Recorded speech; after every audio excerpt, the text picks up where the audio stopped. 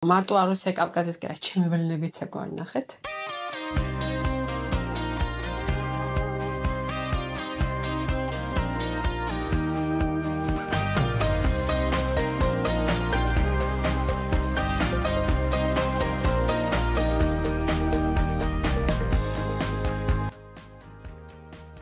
ბევრი ვარიანტიდან ეს ველნების ცომი ჩემთან ყველაზე კარგად ამართლებს.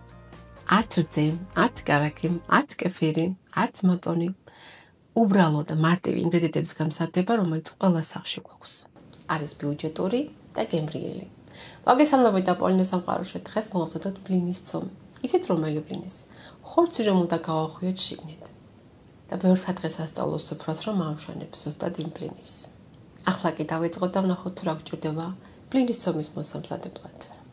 ცომის მომზადება მარტივია. არის 1, 2, 3 პრინციპი. რეცეპტი ძალიან მარტივი და სამახსოვრებელია. 1 ძალი კვერცხი, 100 გრამი ფქვილი და 200 მლ სითხე. აქედან შეგიძლიათ ნახევარი რძით მოამზადოთ, ხოლო ნახევარი კი წყლის ჩაანაცვლოთ. ჩვენ შემთხვევაში კი მოვამზადებთ წყლით. მე აქ მაქვს 4 ძალი კვერცხი, საშუალო ზომის, ზომა მედიუმი, 400 გრამი ფქვილი და 800 მლ წყალი. ეს არის მთავარი ბაზის ინგრედიენტები, ჭირდება ასევე მარილი, ზეთი და თქვენი გემოვნებით ცოტა შაქარი. მოდით მარტივად ავხსნათ, რას ნიშნავს ბლინის ცომში 1 ჭიქა წყალი და ნახევარი ჭიქა ფქვილი. რა უნდა გაითვალისწინოთ, მე მაქვს აქ 2 ჭიქა, ეს არის 200 მლ-იანი.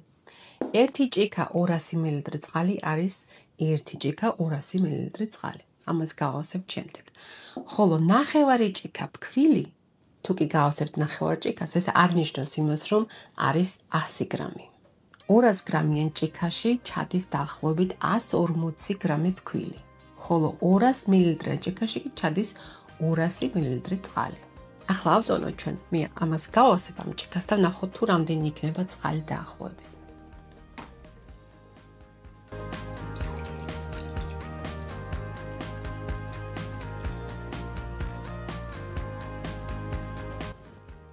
ავწონოთ იგივე ჭიქით ფქვილიც. დაყენებულია გრამებზე და ავწონოთ.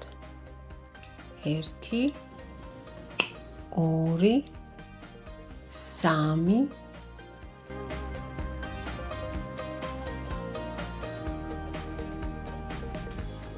როგორც უკვე ხედავთ, ვიზუალურად გამოვიდა ერთი და იგივე რაოდენობის.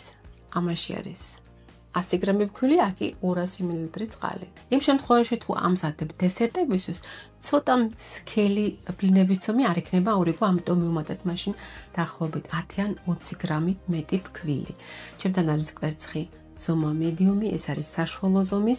საქართველოში ზუსტად არ ვიცი ხა რომელი კატეგორია, მაგრამ იწონის დაახლოებით 50-დან 60 გრამამდე დაახლოებით. რა დავიწყოთ მომზადება და მომზადება არის უმარტივესი. ბლინის ცომის მოსამზადებლად არ არის საჭირო მიქსერი. არამედ ცოტა ხნით უნდა თქვიფოთ, რომ ბევრი ბუშტუკები არ გაიგეთოს.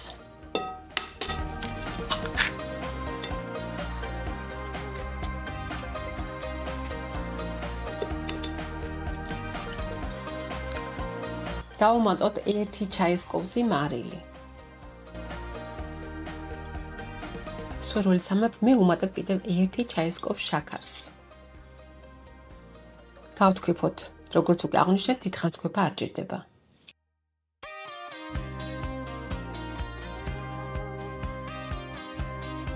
კვერცხი რომ მარილთან და შაქართან გაითქვიფება, შემდეგ უკვე უმატებთ წყალს. მაგრამ ყველას არ უმატებთ, რადგანაც ამ წყალში უნდა გავხსნათ ფქვილი და ფქვილს ბევრ წყალში გახსნა უჭირს, რჩება როგორც უკვე ესე გაუხსნელი ფქვილი შეგნით, ამიტომ ნახევარი დავამატოთ, ჯერ ნახევარი წყალი, როდესაც ფქვილსაც კარგად გავხსნით, ბოლოში დავამატოთ უკვე მეორე ნახევარი.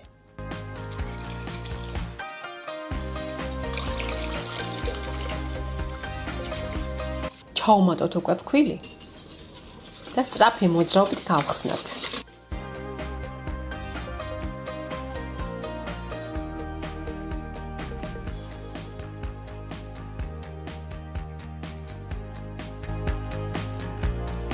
მას არის საკმაოდ სქელი და ზუსტად ეს გვინდა ჩვენ რომ ფქვილი კარგად გაიხსნას.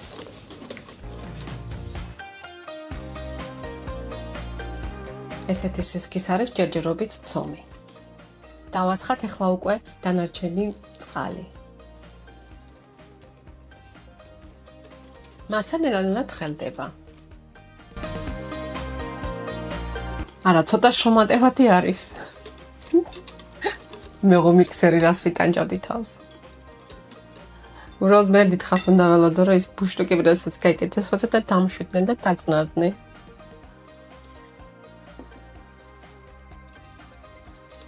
გამოვიდა საკმაოდ თხელი ბლინების ცომი. მაგრამ ხორციანი ბლინებისთვის არის იდეალური. ჩვენ ახლა ისეთ რაღაც ცოტა მეტი პროფესიონალიზმი რომ შევიტანოთ ჩვენ საქმეში, ახლა ეს საცერზე გავატაროთ ერთხელ, შესაძლებელია, რომ ფქვილი სადმე გაუხსნელი დარჩა.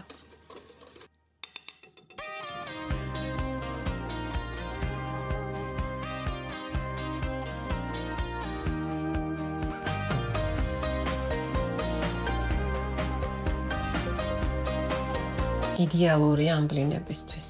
ნახეთ როგორი სისქის არის ცომი.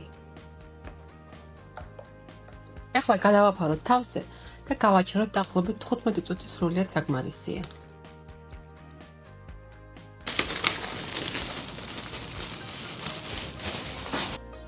წუთი გავიდა, დავუმატოთ ზეთი და მოვარიოთ კარგად.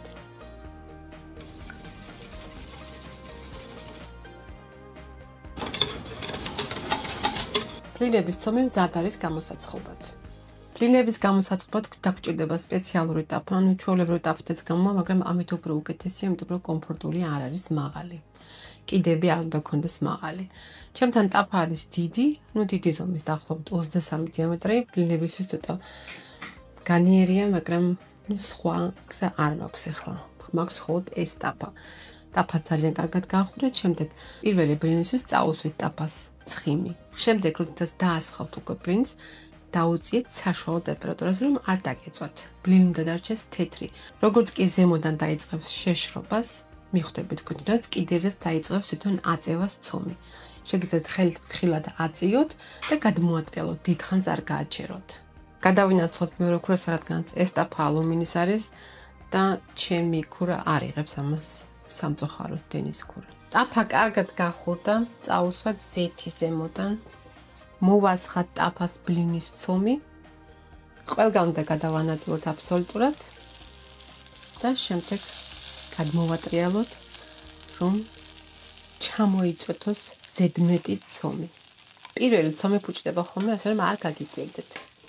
ამას კარგად დააკვირდით, აი აქ იწყებს ხოლმე თავისით აწევას.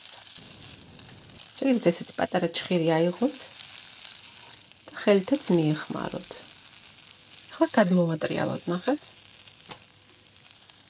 ზედ მოვასხათ და გადავანაწილოთ ყველგან ბლინის ცომი. უნდა ჩამოიწუროს ყველა აბსოლუტურად და ნახეთ, აქვე შრება. უკვე გამშრალია თითქმის. და დავდოთ, კარგად რომ გაშრება, შემდეგ გადმოვატრიალოთ უკვე მეორე მხარეს. თუ ზედმეტი ცომი გქონდა სადმე, დაეხმარეთ რომ მოშორდეს და ზედ არ მიეძებოს.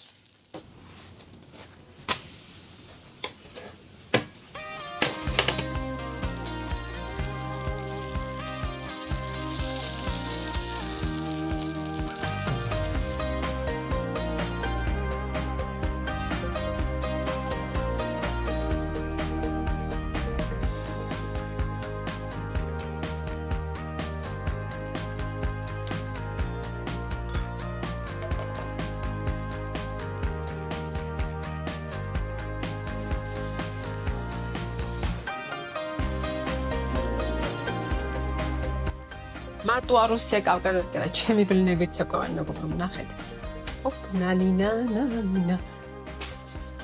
ой. ოპ, ნანინა. ნანინა. კიდევ ერთხელ. ხოჩა. კარგი, გეყო. ბლინი მომზადებულია, მე 2 პორცია მომამზადე. ნახეთ როგორი თხელია. მოიცადეთ გავასწოროს ჭერეს. აი ნახეთ. გაიხედავ შიგნით იმდენად თხელი და იმდენად ფაფუკია.